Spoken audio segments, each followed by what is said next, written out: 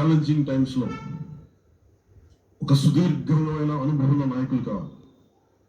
4 దశాబ్దాల అనుభవం, అభివృద్ధి మీద అపారమైన అవగాహన, పెట్టుబడులు తెచ్చే సమర్థత, ప్రతిభ,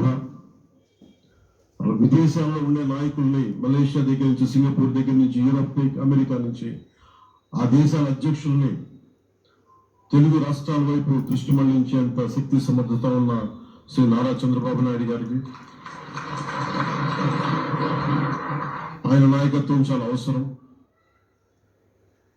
ఆయన అనుభవం చాలా అవసరం. అలాంటి అపారమైన అనుభవం ఉన్న వ్యక్తిని, అనుభవం ఒకటే కాదు, ధైర్యశాలి.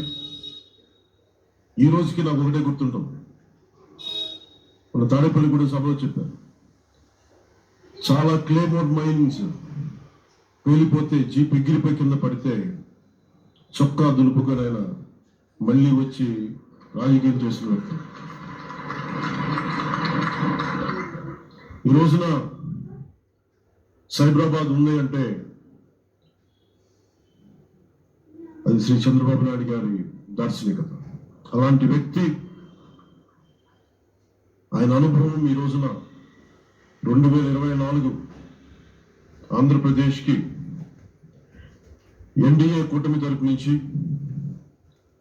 ముఖ్యమంత్రి అభ్యర్థిగా శ్రీ నారా చంద్రబాబు నాయుడు గారి పేరుని జనసేన పార్టీ పక్షాల నుంచి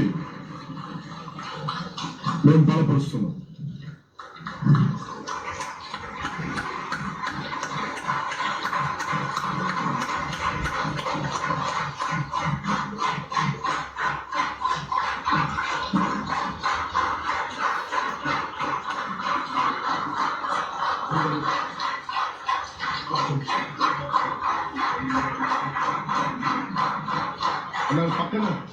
ఇది నేను పక్కన పెట్టుకుని చెప్పాలి, ఆయన నలిగిపోయారు.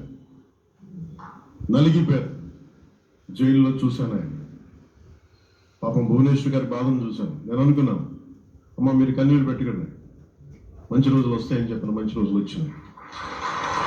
వారికి మనస్ఫూర్తిగా వారికి నా హృదయపూర్వక శుభాకాంక్షలు. మీరు అద్భుతమైన పాలన ఇవ్వాలి, అందరికీ మనస్ఫూర్తిగా మీకు నేను తెలియజేసుకున్నాను సార్.